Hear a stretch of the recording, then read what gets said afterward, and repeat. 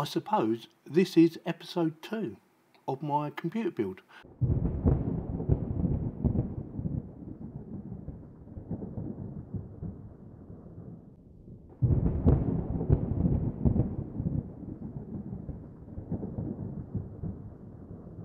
So this is the ProArt Z790-Creator Wi-Fi edition, and there's several reasons why I bought this one rather than say something else.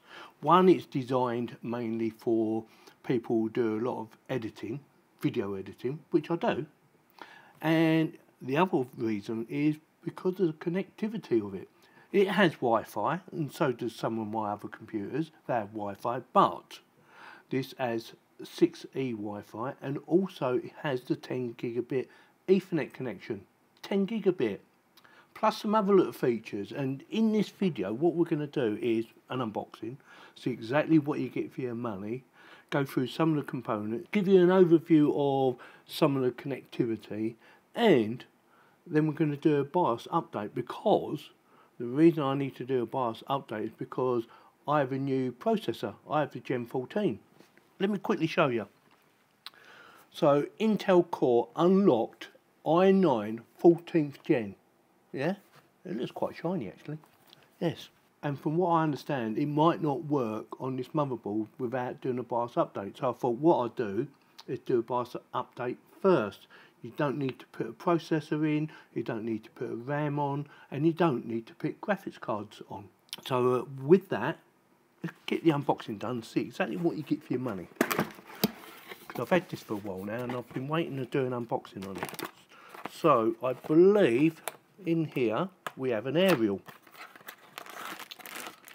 Yeah, an aerial, and that's better than the other ones they used to make. By the way, it's made by ASUS, or sold by ASUS, whatever. Get that.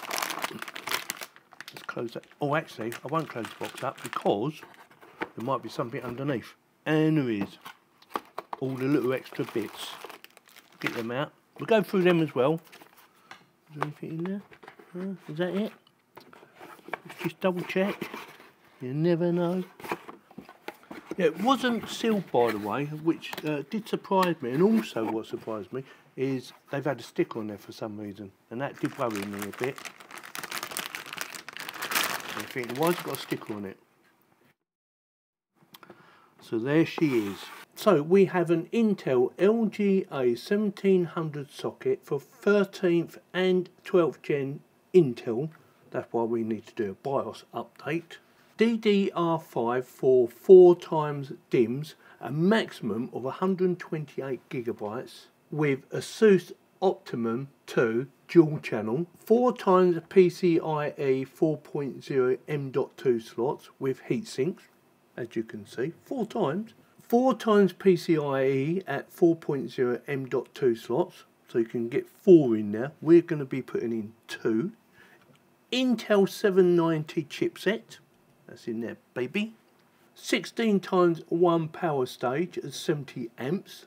Multi GPU support, 2x PCIe 5.0 times 16 slots. So basically, if you put 2 graphics cards in there, they will run at 8 times each. If you use 1 graphics card, it will run at 16 times. And a further one here at 1 times PCIe 4.7 times 16 slot, a maximum of 8 times, which is that baby there. On the side, we have a USB 3.2 Gen 1 header, this little baby here. And this little baby is a USB 3.2 Gen 2x2 Type C front panel connector with 60 watts quick charge at 4+. Yeah. Right, let's get to the I/O shield, which is actually built on. So, starting from the top, we have 2x DisplayPort input ports for Thunderbolt 4, HDMI at 2.1, 4K at 60 Hz, 2 Thunderbolt 4 USB 4 compliant ports, them little beauties there, 10 gigabit and 2.5 gigabit Ethernet connections, these little babies, 6 times USB 3.2 Gen 2, 6, blah blah blah, Wi-Fi 6E and a BIOS flashback. It can be quite scary as well. At the bottom we have 6 SATA 6GB and 2 6GB SATAs, 2 USB 2.0 headers, and we have a PCIe slot Q release, this little baby here. Basically, pressing that allows you to move the actual graphics card out without pushing down or trying to find out where the button is to push it down. You just press that little button, that's out of the way, and I thought that's a brilliant idea. It's a shame it's not on all 3, maybe in the future. Now the accessory pack. So we have the web storage, I'm not going to bother about that. We have a quick start guide, this little baby here. We have the actual manual and safety information, instructions. I would recommend you read them, especially if you've never done it before, and assortment of parts, and I'm going to quickly go through them. So we have a quick connect for your front panel, and that is very handy. I probably won't be using that, but I do like these. Makes life a lot easier. You connect all your cables to that and then just push them into the motherboard. So much easier.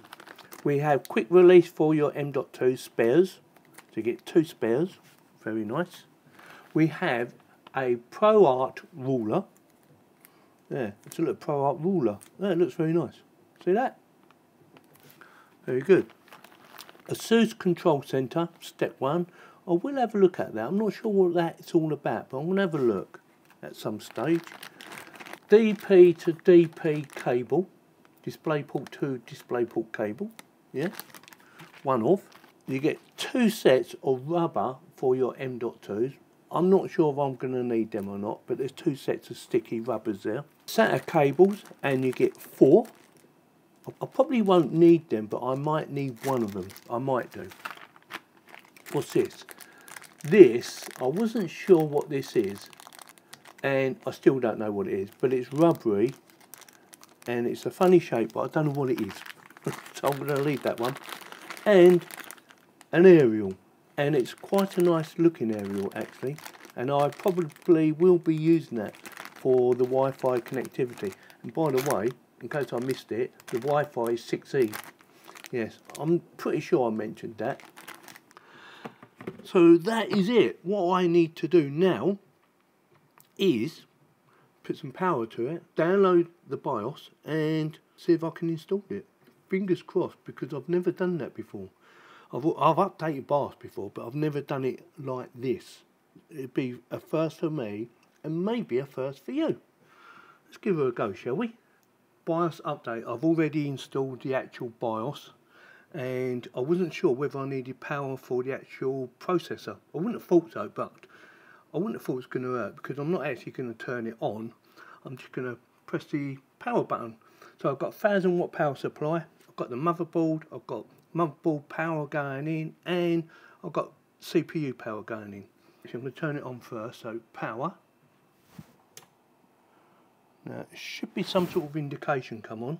Can't see nothing at the moment. We're going to give it a go. See what happens. So that goes into BIOS, and then you hold this button in for a few seconds. Oh, and I've got a flashing light. Now it's time to walk away and leave it alone for at least 15 minutes, alright? And hopefully she'll work. But before I go, I didn't mention about your RAM sticks.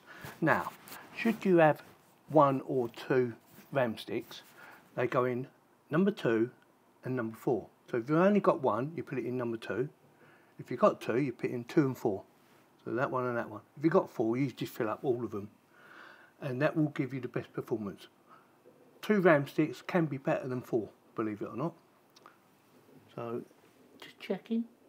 She's flashing away, so hopefully that's working. And fingers crossed. I'll be back in a bit. The light's gone out, so I'm guessing it's done. I'm not going to be installing a processor and all the components in this video. I will do that in another video, so make sure you're subscribing.